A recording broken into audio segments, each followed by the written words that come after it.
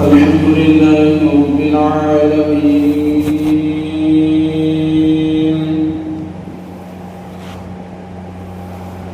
والصلاة والسلام على سيد الأنبياء والمرسلين وعلى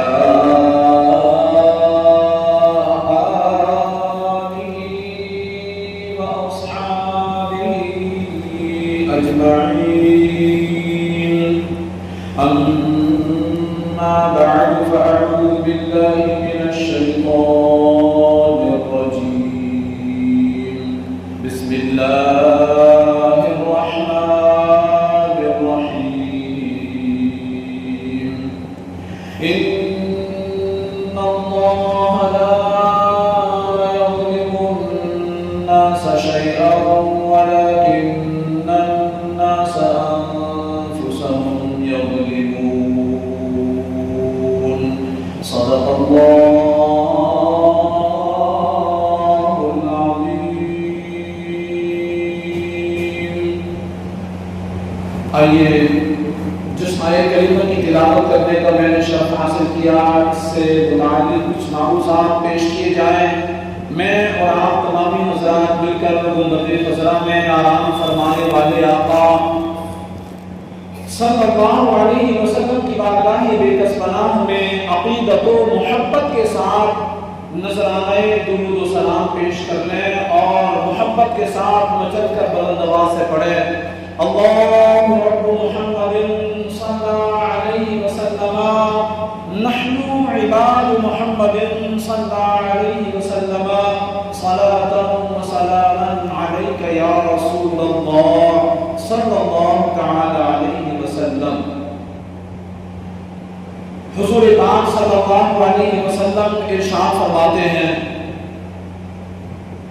جب تم کوئی چیز بھول جاؤ تو مجھ پر درود پاک پڑھو، انشاءاللہ اس درود پاک کی برکت سے کھوئی ہوئی چیز تمہیں مل جائے گی یا بھولی ہوئی بات تمہیں یاد آ جائے گی.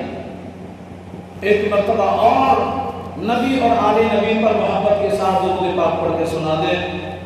اللہم صل علی سیدنا و مولانا محمد وبارک وسلم صلاة و سلاما علیک یا رسول اللہ صلی اللہ تعالی علیہ وسلم.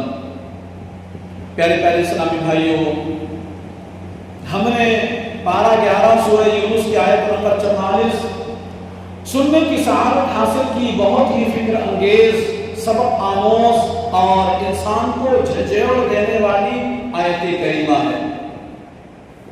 اللہ پاک فرماتا ہے، ان اللہ لا یظلم الناس شیئا،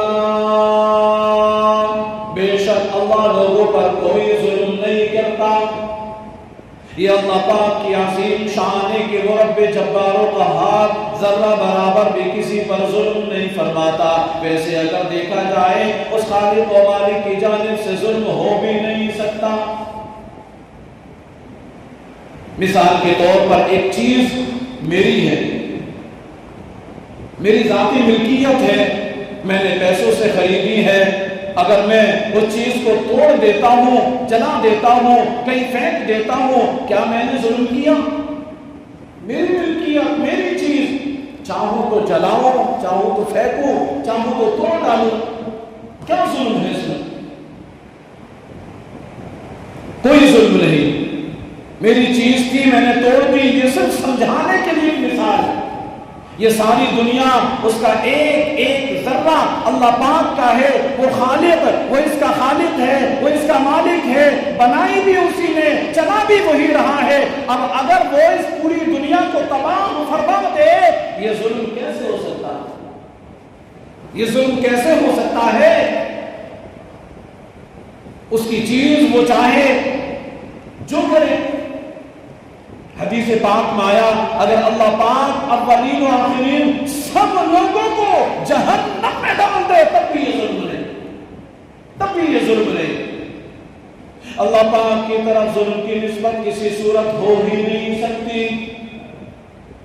اول تو یہ کہ وہ خالق کریم جو کرے ظلم ہو ہی نہیں سکتا، پھر اس کے ساتھ ساتھ اس رب العالمین رحمان و رحیم مالک نے اپنی رحمت سے یہ بھی مقرر فرما لیا کسی بھی شخص کو بے قصور سزا نہیں دی جائے گی۔ یہی وہ بات ہے جسے یہاں بیان کیا جاتا ہے۔ اللہ فرماتا ہے ان اللہ لا یظلم الناس شیئا، بے شک اللہ لوگوں پر کوئی ظلم نہیں کرتا، اللہ پاک کسی بھی شخص کو بے قصور سزا نہیں دیتا، وہ تو انتہائی مہربان، بہت مہربان، بہت رحم فرمانے والا، وہ ہمیشہ اپنے بندوں پر عطاؤں کی بارش فرمانے والا ہے۔ پھر ذہن میں سوال اٹھتا ہے جب اللہ پاک رحم ہی فرماتا ہے تو یہ جو ہمیں پریشانی آتی ہے، دکھ تکلیفیں آتی ہیں، پچھلی امتوں پر اجتماعی عذاب بھی آیا کرتے تھے، یہ سب کیا ہے؟ آپ نے سنا ہوگا کہ پچھلی جو امتیں تھیں کسی کو پانی میں غرق کر دیا گیا، کسی کو جو ہے زلزلے کے حساب سے جو ہے تباہ و برباد کر دیا گیا، کسی پر آگ کے گولے برسائے گئے، کسی پر پتھر برسائے گئے، یہ پچھلی امتوں پر اجتماعی عذاب آئے تھے۔ تو پھر یہ کیا ہے؟ تو سنیں اللہ فرماتا ہے وَلَكِنَّ النَّاسَ أَنفُسَهُمْ يَظْلِمُونَ، ہاں لوگ ہی اپنی جانوں پر ظلم کرتے ہیں، یعنی یہ بندوں کے اپنے اعمال کا بدلہ ہے۔ جب بندے کفر کرتے ہیں، شرک کرتے ہیں، اللہ پاک کی نافرمانیاں کرتے ہیں، اس کے احکام کے الٹ چلتے ہیں، تب انہیں اعمال کا بدلہ دیا جاتا ہے۔ یہ اللہ پاک کی طرف سے بے انصافی یا ظلم نہیں، بلکہ اللہ پاک تو ظلم نہیں کرتا، وہ تو انصاف کرتا ہے، بلکہ بندوں کے اپنے ہاتھوں کی کمائی ہے۔ اصل میں یہ وہ ظلم ہے جو بندوں نے خود اپنی جانوں پر کیا ہوا ہے۔ اللہ پاک کے نبی، توجہ کریں آپ، حضرت موسیٰ کلیم اللہ علی نبینا وعلیہ الصلوۃ والسلام ایک مرتبہ آپ بارگاہ الہی میں عرض کرتے ہیں اے مالک کریم میں تیرا عدل و انصاف دیکھنا چاہتا ہوں۔ بڑی توجہ کی بات ہے، سمجھ میں آئے گی انشاءاللہ۔ حضرت موسیٰ علیہ السلام رب کی بارگاہ میں التجا کرتے ہیں، مولا میں تیرا عدل دیکھنا چاہتا ہوں، میں تیرا انصاف دیکھنا چاہتا ہوں، دکھا دے مولا۔ تو سنیں اللہ پاک کے ہاں سے جواب آیا، اے موسیٰ آپ نہیں دیکھ پاؤ گے، اے موسیٰ آپ نہیں دیکھ پاؤ گے۔ عرض کیا مولا تو دکھانے پر قدرت رکھتا ہے نا، تو دکھانے پر قدرت رکھتا ہے۔ فرمایا چلیے پھر فلاں جگہ دریا کے کنارے جائیے، چھپ کر ہمارا عدل دیکھیے۔ سیدنا حضرت موسیٰ کلیم اللہ علی نبینا وعلیہ الصلوۃ والسلام اس جگہ پہنچ گئے، جھاڑیوں وغیرہ کے پیچھے کہیں چھپ کر بیٹھے، انتظار کرنے لگے۔ اتنے میں وہاں ایک امیر شخص آیا، گھوڑے پر سوار ہے، ہاتھ میں پیسوں سے بھرا ہوا تھیلا ہے، وہ دریا کے پاس آ کر رکا۔ وہ مالدار شخص دریا کے پاس آ کر رکا، اپنا پیسوں کا تھیلا ایک طرف رکھا، دریا کے پانی سے منہ دھویا، گھوڑے پر سوار ہو کر روانہ ہو گیا۔ منہ دھو کر کے دریا کے کنارے، دریا کے پانی سے پھر اپنے گھوڑے پر سوار ہوتا ہے، روانہ ہو گیا۔ پیسوں کا تھیلا جو اس نے ایک طرف رکھا تھا وہ اٹھانا بھول گیا، اس پیسوں والے تھیلے کو اٹھانا بھول گیا۔ تھوڑی دیر گزری، ایک بچہ وہاں آیا، اس نے تھیلا دیکھا، اس کے اندر پیسے دیکھے، تھیلا اٹھایا، گھر لے گیا بچہ۔ توجہ سے سنیں، تھوڑی ہی دیر گزری تھی، ایک اندھا بوڑھا وہاں پہنچا، اسے آنکھوں سے دیکھتا نہیں تھا، اس نے دریا کے پانی سے منہ دھویا، آرام کرنے کے لیے ایک جگہ لیٹ گیا۔ اتنے میں وہ امیر شخص جس کا تھیلا وہاں چھوٹا تھا، جب اسے احساس ہوا کہ میں نے تھیلا تو دریا کے کنارے چھوڑ دیا جہاں میں نے ہاتھ پیر دھوئے تھے، وہی چھوڑ کر کے آ گیا ہوں میں وہ تھیلا، تو تو وہ دوبارہ واپس وہاں پہنچتا ہے، اور جب وہاں پہنچا تو کیا دیکھا کہ بوڑھا وہاں پر آرام کر رہا ہے، یہاں صرف یہ اندھا بوڑھا ہی تھا۔ امیر شخص نے بوڑھے سے پوچھا کیا تم نے یہاں میرا تھیلا دیکھا ہے؟ بوڑھے نے کہا میں تو اندھا ہوں، نابینا ہوں، دیکھ نہیں سکتا، مجھے دکھائی نہیں دیتا، میں نہیں جانتا تمہارا تھیلا کیسا تھا، کہاں تھا، نہیں دیکھا میں نے۔ کہا تم نے جھوٹ بولا۔ وہ امیر شخص غصے میں آتا ہے اور کہتا ہے تم جھوٹ بولتے ہو، تم نے ہی میرا تھیلا اٹھایا ہے، تم نے میرے تھیلے کو غائب کیا ہے، تم نے اٹھایا میرے تھیلے کو۔ وہ امیر شخص غصے میں آیا اور پھر اس سے کہنے لگا لاسٹ وارننگ، تھیلا واپس کر دو ورنہ قتل کر دوں گا، تھیلا واپس کر دو ورنہ قتل کر دوں گا۔ اللہ اکبر۔ بوڑھا منت سماجت کرنے لگا، بھائی میں نے تھیلا نہیں اٹھایا، نہیں جانتا تمہارا تھیلا کیسا تھا، میں تو اندھا ہوں۔ اس امیر شخص نے بوڑھے کی ایک نہ سنی، غصے میں آیا اور غصے میں آ کر اس بوڑھے کو قتل کر دیا۔ یہ منظر دیکھ کر حضرت موسیٰ کلیم اللہ علیہ نبینا علیہ الصلوۃ والسلام بڑے حیران ہوئے، یہ کیسا انصاف ہے، بوڑھے شخص کا تو کوئی قصور ہی نہیں تھا، وہ فضول میں ہی مارا گیا۔ اللہ پاک نے وہی بھیجی، فرمایا اے موسیٰ یہی ہمارا انصاف ہے، اے موسیٰ یہی ہمارا انصاف ہے۔ معاملہ اصل میں یوں ہے، وہ جو بچہ تھا جو پیسوں کا تھیلا اٹھا کر لے کر کے گیا تھا، وہ بچہ اس کا والد اس امیر شخص کے یہاں مزدوری کرتا تھا، اس نے اتنے عرصے سے مزدوری نہ دی تھی، تھیلے میں جو رقم تھی وہ اس کی مزدوری بنتی تھی، اصل میں وہ مزدوری ہی کے پیسے تھے جو اس امیر نے روک رکھے تھے، اس مزدور کی کمائی بچے کے ذریعے اس کے گھر پہنچ گئی۔ جو یہ مالدار شخص تھا تھیلا بھول کر کے گیا تھا، اس کے یہاں اس بچے کا باپ کام کیا کرتا تھا، مزدوری کیا کرتا تھا، جتنے تھیلے میں رقم تھی نا اتنی رقم اس نے روک رکھی تھی، اس کی بچے کے ذریعے پہنچ گئی گھر میں اس کے۔ اور پھر فرمایا جو بوڑھا تھا اس نے اپنی جوانی میں، توجہ کریں آپ، فرمایا کہ اس نے اپنی جوانی میں اس امیر شخص کے والد کو قتل کیا تھا، آج اس قتل کے بدلے یہ خود بھی قتل ہو گیا۔ یوں مزدور کو اس کی مزدوری بھی مل گئی اور قاتل کو اس کی سزا بھی مل گئی، یہ ہمارا انصاف ہے۔ اللہ اکبر۔ اور مسلمانوں یہ ہے اللہ پاک کا عدل و انصاف، اس سے پتہ چلتا ہے اللہ پاک کسی جان پر ظلم نہیں فرماتا۔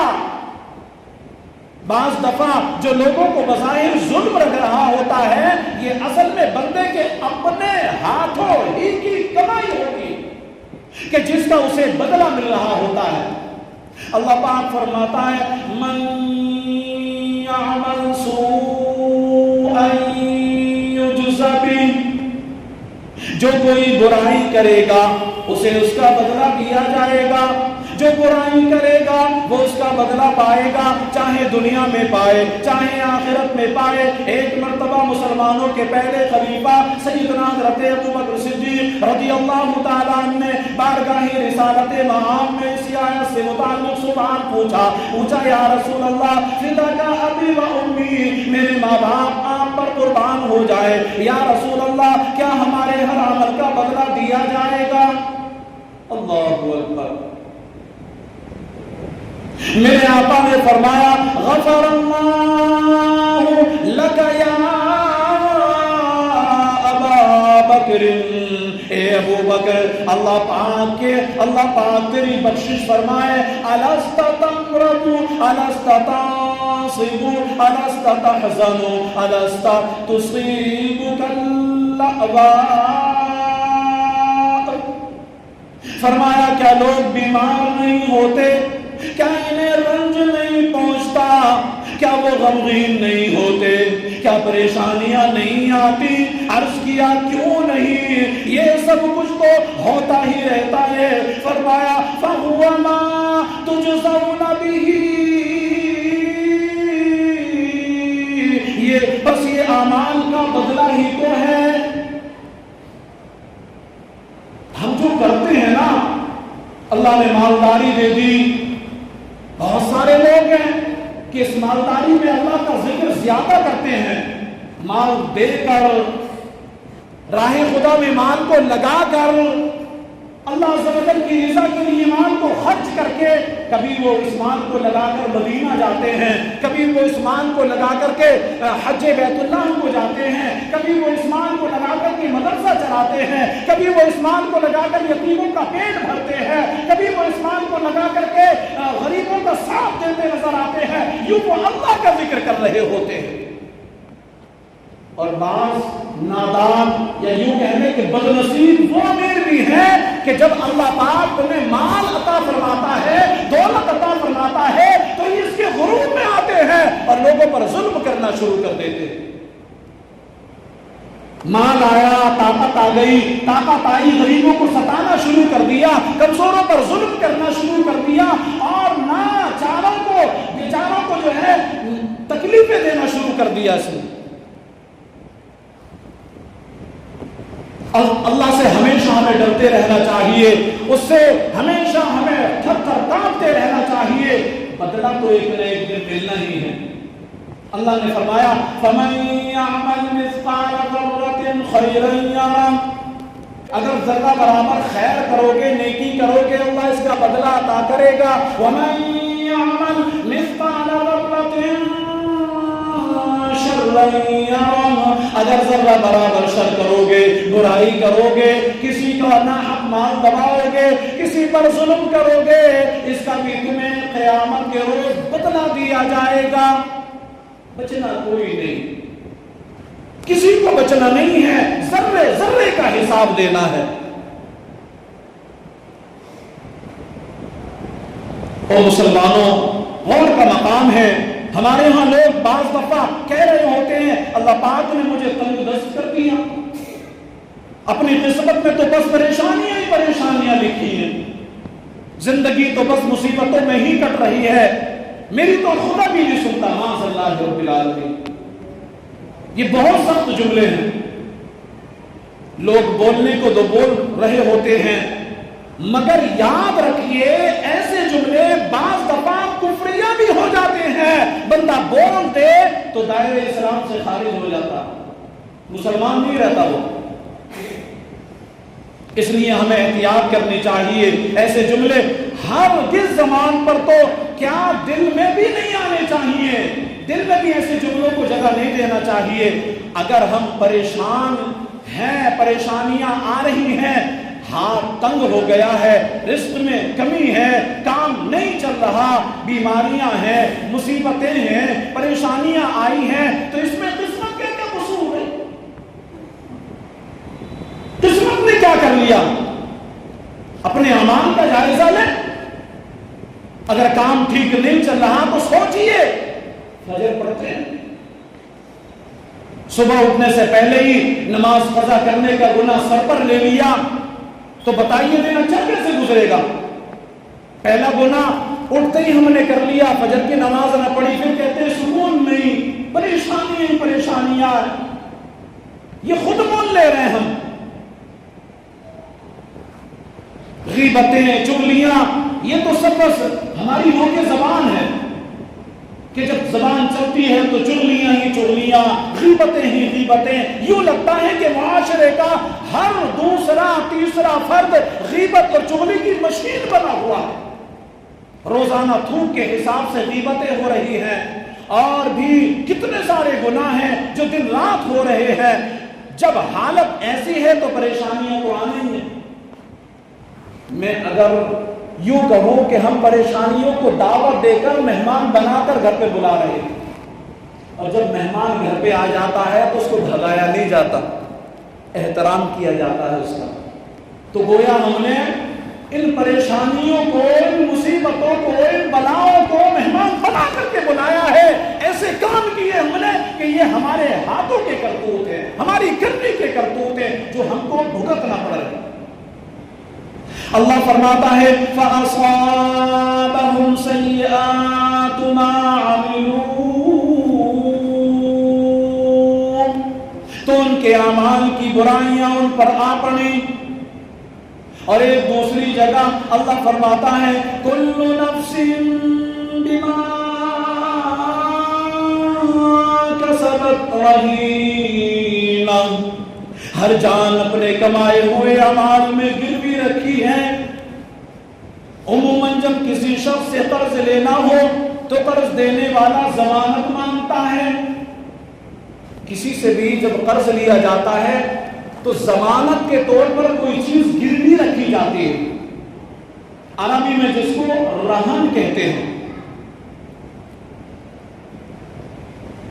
اس صورت میں اگر قرض مانگنے والے کے پاس کوئی ضمانتی موجود نہ ہو تو وہ اپنی کوئی قیمتی چیز، مثلا زمین کے کاغذات، سونے چاندی کے زیورات بطور ضمانت اسے دے کر قرضہ لیتا ہوں، اور یہ معاہدہ ہوتا ہے کہ میں قرض واپس لوٹا کر اپنی چیز تم سے واپس لے لوں گا۔ ایسے ہوتا ہے نا کہ جب میں قرض تمہارا واپس کروں گا تو میری زمین کے کاغذات واپس کر دینا، جب میں تمہارا قرض لوٹاؤں گا میرے جو یہ زیورات تمہارے پاس گروی ہیں ان کو لوٹا دینا۔ یہ معاہدہ ہوتا ہے، یوں بات طے ہوتی ہے، یوں بات پکی ہو جاتی ہے، میں تمہارا دوں گا تم میرا واپس کر دینا۔ یہ جو چیز بطور ضمانت قرض لینے والے کے پاس رکھی جاتی ہے اسے عربی میں رہن یعنی گروی رکھی ہوئی چیز کہتے ہیں۔ اس آیت کریمہ میں یہی لفظ استعمال ہوا اور اللہ پاک نے فرمایا ہر جان اپنی کرنی میں یعنی اپنے اعمال کے بدلے گروی رکھی ہے۔ گویا اعمال تیر کی مانند ہے، اعمال تیر کی مانند ہے، تیر جب کمان سے نکل جائے پلٹ کر نہیں آتا، تیر جب کمان سے نکل جائے پلٹ کر نہیں آتا۔ اسی طرح ہم نے جو کچھ عمل کر لیا سو کر لیا، اب اس کے نتیجے کے ذمہ دار بھی ہم خود ہی ہیں، قسمت نہیں۔ اس کا کیا قصور ہے؟ اگر اچھا کام کریں گے نتیجہ اچھا نکلے گا، برا کریں گے نتیجہ برا نکلے گا۔ ہم صرف عمل کا اختیار رکھتے ہیں، نتائج یعنی اس عمل کی سزا یا جزا کا مالک اللہ پاک ہے۔ ہر شخص اپنے اعمال کے بدلے گروی رکھا ہوا ہے، جو وہ کرے گا اس کے مطابق نتیجہ نکلے گا اور پھر اس کے لیے وہ تیار بھی رہے۔ بڑی خوبصورت حدیث پاک ہے، ہمیں یہ ہمیشہ یاد رکھنی چاہیے۔ حضور جانے کائنات شاہ موجودات صلی اللہ علیہ وسلم نے فرمایا البر لا